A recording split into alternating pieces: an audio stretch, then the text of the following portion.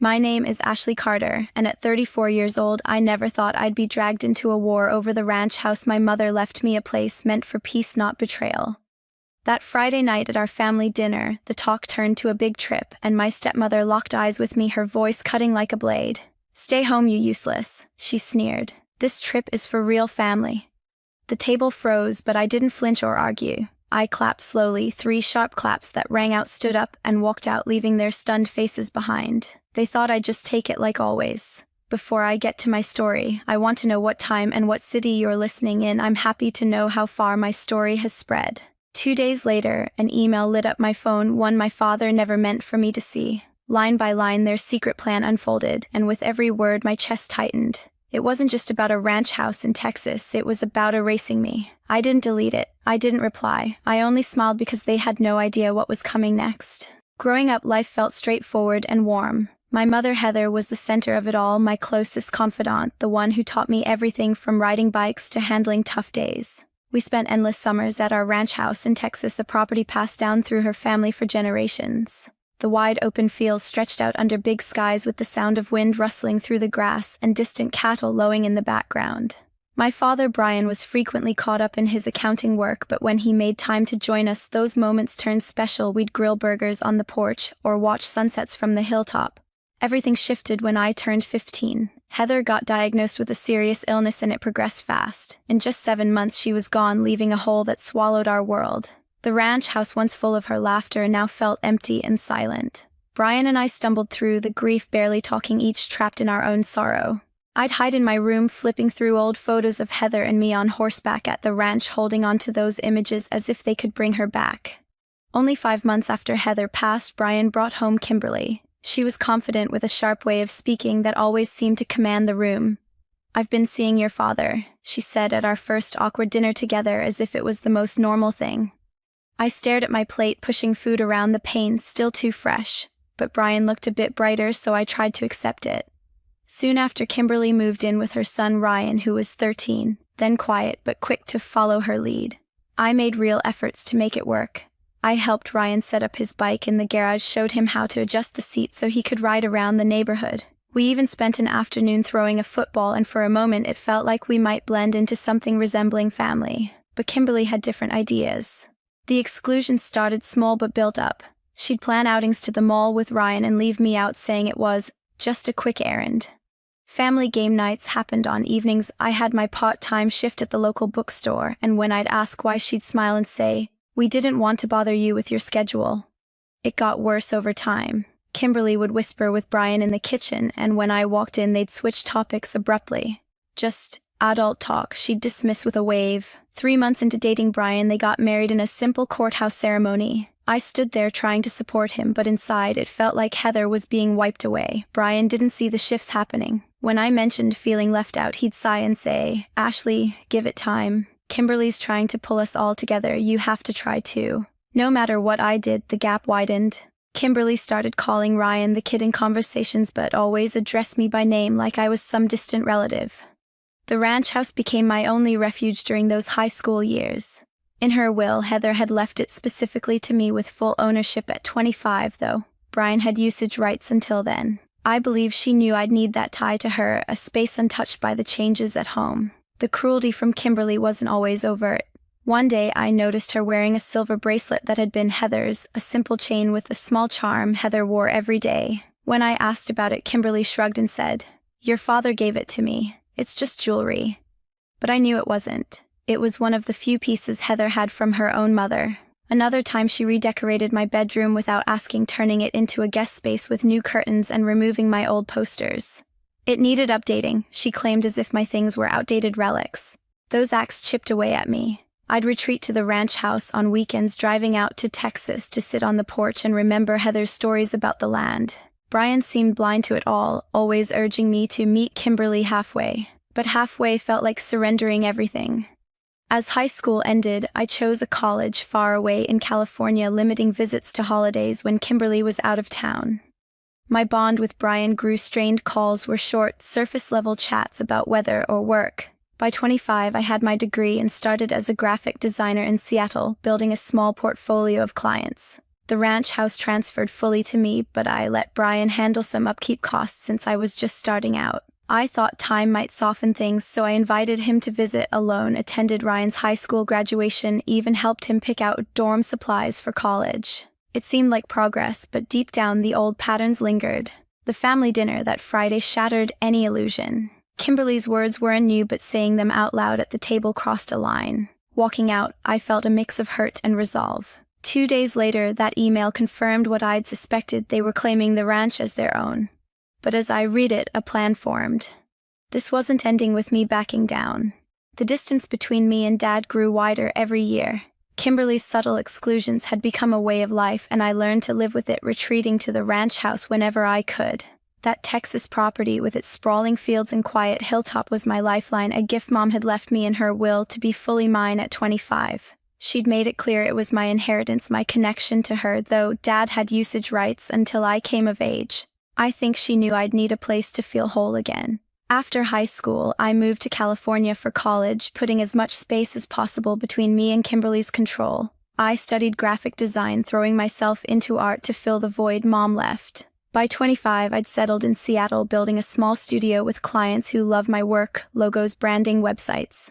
The ranch house officially transferred to me, and I offered to take over taxes and upkeep, but Dad insisted on covering them. "It's fine, Ashley," he'd say. "I've got it handled."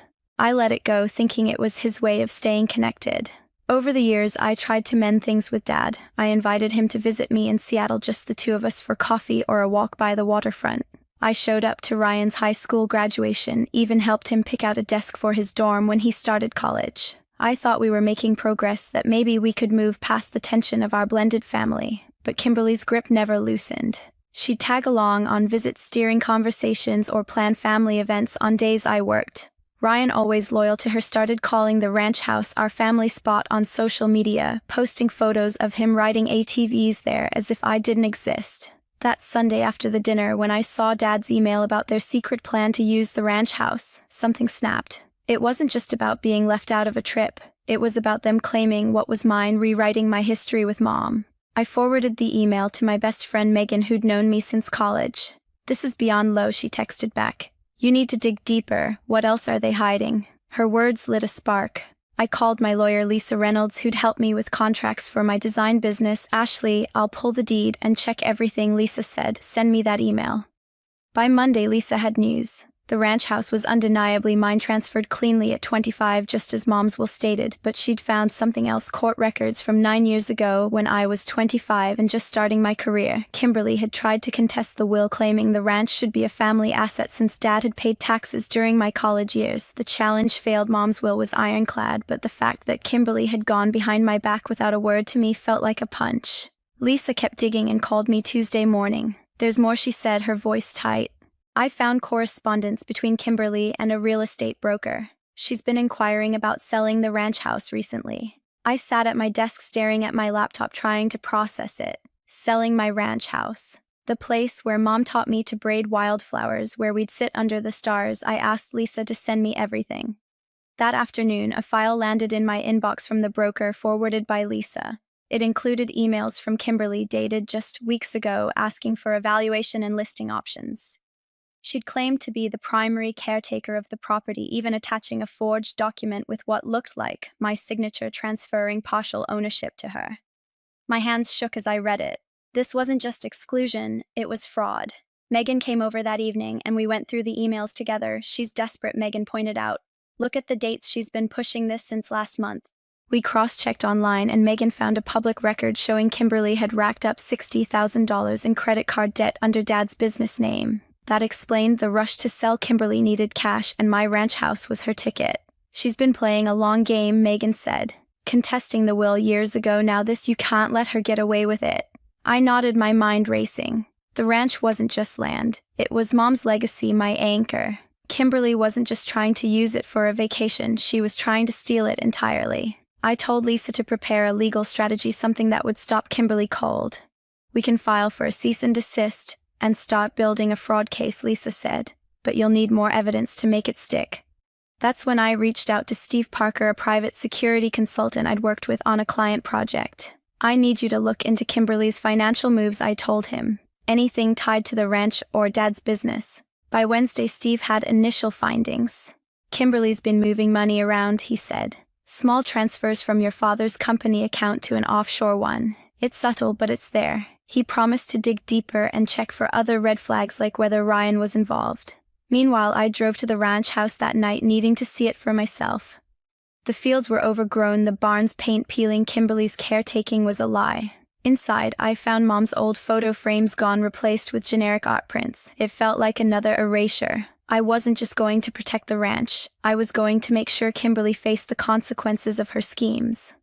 As I stood on the porch staring at the Texas horizon, my phone buzzed with another email from Lisa. Attached was a scanned document, a forged transfer deed with my name dated just days ago. Kimberly had tried to file it with the county. My blood ran cold, but a fire lit inside me. She'd made a fatal mistake, and I was ready to use it against her. Standing on the ranch house porch that Wednesday night, staring at the forged transfer deed on my phone, I felt a mix of shock and clarity. Kimberly wasn't just trying to use my property for a vacation, she was trying to steal it outright. That forged signature, mimicking my own, wasn't a mistake. It was a calculated move. I called Megan right away, my voice steady despite the anger bubbling inside. She's forging documents now, I said, forwarding Lisa's email. This isn't just about me being left out anymore. She's crossing a line. Megan was at my apartment within the hour, bringing coffee and her laptop. We need to trap her, she said, her eyes scanning the forged deed. This is fraud, Ashley. You can't just block them from the ranch, you have to make sure she pays for this. I nodded, already dialing Lisa Reynolds. What's our next step? I asked her. Lisa didn't hesitate. We file a cease and desist to stop any further filings with the county, she said. But to build a fraud case, we need more than this deed. We need to prove intent and pattern. Keep Steve digging, and don't let Kimberly know you're on to her yet.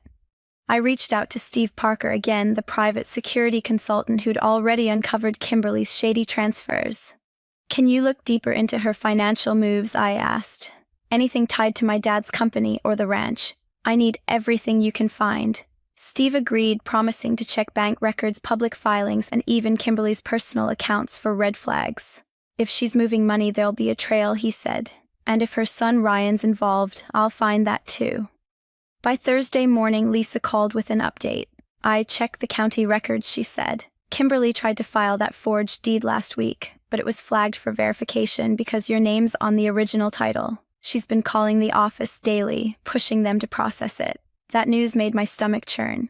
Kimberly wasn't just planning, she was acting fast. Lisa had already drafted the cease and desist letter and sent it to the county, halting any transfer attempts. I'm also preparing a fraud complaint, she added. If Steve finds more, we can file it with the district attorney by next week. Megan spent Thursday afternoon helping me compile evidence. We printed every email, saved screenshots of Kimberly's social media posts calling the ranch our family retreat, and organized the forged deed alongside the real one from Mom's will. Megan found an old post from Ryan bragging about our Texas getaway with a photo of him in the barn, as if he owned it. This isn't just Kimberly, Megan said, her voice sharp.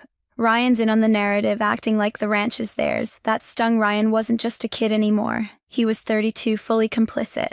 I decided to head to the ranch house that evening, a 4-hour drive from Seattle. I needed to secure it before they arrived for their so-called vacation. On the way, I called a security company in Texas I'd found online, arranging for a state-of-the-art system, cameras, smart locks, and real-time alerts to my phone. Can you install it tomorrow? I asked the technician. Money's no issue. He agreed to meet me Friday morning at the property. Steve texted as I drove, saying he'd have a full report by Friday night. Found something on Ryan too, he added. Minor theft charge from college, never disclosed. Might be relevant. When I pulled into the ranch house late Thursday, the sight hit me hard. The fields, once vibrant with Mom's wildflower patches, were choked with weeds. The barn's red paint was flaking, and the porch creaked under my steps. Inside, the house felt like a stranger's. Mom's old quilted throws were gone, replaced with cheap modern decor. The dining room where Mom and I used to play cards now had a tacky chandelier Kimberly must have picked. Every change felt like a deliberate erasure of Mom's presence, and it fueled my resolve. Friday morning, the security team arrived. They installed cameras at the gate, barn, and house entrances, plus a smart lock system I could control remotely. The lead technician, a guy named Mark, walked me through the app. If anyone tries to get in, you'll get an alert, he said. And the cameras record everything. I thanked him, feeling a strange calm. This wasn't just about keeping them out, it was about setting a trap. Kimberly thought she could claim my property, but I was building a case that would expose her for what she was. As the sun set, I walked through the house, checking every room. In the attic, I found a dusty box of Mom's things, her recipe book, a few photos, a scarf she used to wear. I held the scarf, feeling her closer than I had in years. "I'm protecting this for you, Mom," I whispered. The ranch wasn't just land, it was her love, her legacy. Kimberly's schemes weren't just about money, they were about taking that from me. That evening, Steve called with an update that made my heart race. "I've got something big," he said. "Kimberly's been siphoning money from your dad's company account, small amounts, about $5,000 total, funneled to a personal account she opened last year. I traced it to a bank in Dallas. And there's more, she's been meeting with that real estate broker in person, not just emailing." I gripped my phone, my mind spinning. This wasn't just fraud, it was a betrayal of Dad too. "Send me everything," I told Steve, "and keep looking into Ryan." I sat on the porch staring at the stars, the weight of it all sinking in. Kimberly wasn't just after my ranch, she was dismantling everything Mom and Dad had built. But I wasn't the scared teenager anymore, pushed out of my own home. I had evidence, a plan, and a team. When they showed up tomorrow, they'd find more than locked gates, they'd face the truth. As I scrolled through Steve's latest email, a new file caught my eye, a bank statement showing a transfer from Dad's company to Kimberly's account, dated just yesterday. $5,000 moved without his signature. The sun was barely up on Saturday morning when my phone buzzed with an alert from the ranch house security system. I was in the kitchen sipping coffee when the notification popped up, "Motion detected at front gate." I opened the app and saw 3 cars pulling into the driveway, Dad's pickup, Kimberly's sleek sedan, and Ryan's beat-up SUV. The cameras caught them unloading bags, laughing, acting like they owned the place. Then Steve's call came through. "Your family just arrived," he said, his voice calm but urgent. "What do you want me to do?" "No strangers allowed," I replied, keeping my tone even. "Don't open the gate. I'll handle it." I stepped to the upstairs window, looking down as Dad approached, the gate key in hand. He tried it, frowned, and tried again. The smart lock didn't budge. Kimberly marched over, her face tight with irritation. "Why isn't it working?" she snapped, rattling the gate. Ryan stood behind, arms crossed, looking annoyed but saying nothing. I took a deep breath and opened the window, my heart pounding but my resolve solid. "This is my ranch house," I called down loud enough for the cameras to pick up. "Left to me by my mother. You're not welcome here." Kimberly's head snapped up, her eyes narrowing when she saw me. "Ashley, open this gate right now," she shouted. "This is ridiculous." Dad looked confused, caught off guard. "Ashley, what's going on?" he asked, stepping closer to the gate. Ryan just stared, his jaw tight. I leaned out, keeping my voice steady. "Kimberly told me at dinner this trip was for real family. If I'm not family, you're strangers, and strangers don't get into my home." Kimberly's face flushed red. "This is our family ranch," she yelled. "We've been coming here for years." I shook my head. "No, Kimberly, it's mine. And I have proof you've been trying to steal it." The air went still. Dad's eyes widened and Ryan shifted uncomfortably. I held up my phone, showing the screen, even though they couldn't see it clearly from below. "I have emails forged, documents, and bank records," I said. "Kimberly, you tried to contest Mom's will 9 years ago, claiming the ranch was a family asset. You lost. Then you forged a transfer deed with my signature, trying to file it with the county last week. And that's not all." I paused, letting the weight sink in. "You've been siphoning $5,000 from Dad's company account to a personal one in Dallas. I have the bank statements." Kimberly's mouth opened, then closed, her composure cracking. "That's nonsense," she sputtered. "You're making this up." But Dad turned to her, his face hardening. "Kimberly, what's she talking about?" he asked, his voice low. I didn't stop. "There's more," I said. "Steve, my security consultant, found records of you meeting a real estate broker, not just for evaluation, but for personal meetings at a hotel. Care to explain those?" Kimberly's face went pale and Ryan's eyes darted to her, his silence louder than words. I wasn't done. "Ryan, you're not innocent either," I said, turning to him. "Steve dug up your college theft charge, never disclosed, but it's public record. You've been helping your mom push this family ranch narrative, acting like you own it. That stops now." Ryan's fists clenched, but he didn't speak. Dad looked between us, his expression a mix of shock and betrayal. "Ashley, is this true?" he asked, his voice shaking. "Every word," I said. "I've recorded this conversation, and my lawyer Lisa has everything: emails, deeds, bank records. You're looking at fraud charges, Kimberly, and Ryan, that theft record could haunt you if this goes to court." Kimberly's eyes blazed, but her voice dropped to a venomous hiss. You think you can scare me? Open this gate, or I'll make sure you regret it. She turned to Dad. Brian, tell your daughter to stop this nonsense. We're your family, choose us or you're choosing her. Dad hesitated, his shoulders slumping. I held my breath, hoping for once he'd stand by me, but he looked at Kimberly, then back at me and said, Ashley, let's talk this out. Open the gate. My heart sank, but I wasn't surprised. No, Dad, I said. You've chosen her every time for years. I'm done hoping you'll change. Kimberly smirked, thinking she'd won. Let's go, she told Ryan and Dad. We'll find a hotel. This isn't over. As they turned to leave, Ryan shot me a glare, but Dad just stood there for a moment, looking up at me like he wanted to say something. He didn't. They climbed into their cars, the engines roaring as they pulled away. I closed the window, my hands trembling but my mind clear. Kimberly's threat echoed in my head. You'll regret this, but I wasn't scared. I had the evidence, the recordings, and Lisa ready to file with the district attorney. They thought they could walk away and try again, but I was already steps ahead and their next move would land them in court. After they drove away that Saturday, I stood on the ranch house porch, the silence of the Texas fields settling around me. Kimberly's threat, you'll regret this, lingered, but it didn't shake me. I had everything I needed, recordings forged, deeds, bank records, and a lawyer ready to move. I wasn't just protecting Mom's legacy anymore, I was dismantling their lies. Over the next few weeks, I worked closely with Lisa Reynolds to file a fraud complaint with the district attorney. The evidence was airtight: Kimberly's forged transfer deed, her emails to the real estate broker, and bank statements showing $5,000 siphoned from Dad's company account. Steve Parker's digging added more. Kimberly had opened a secret account in Dallas, funneling small sums over months, totaling nearly $10,000 by the time we caught her. By mid-August, the consequences hit. Lisa called me with news the DA had charged Kimberly with felony fraud, facing up to 3 years if convicted. The county rejected her forged deed outright, and the cease and desist letter stopped any further attempts to claim the ranch. Dad was blindsided. He called me once, his voice heavy. Ashley. I didn't know about the money, he said. I trusted her. I wanted to believe him, but his choice at the gate, siding with Kimberly, cut too deep.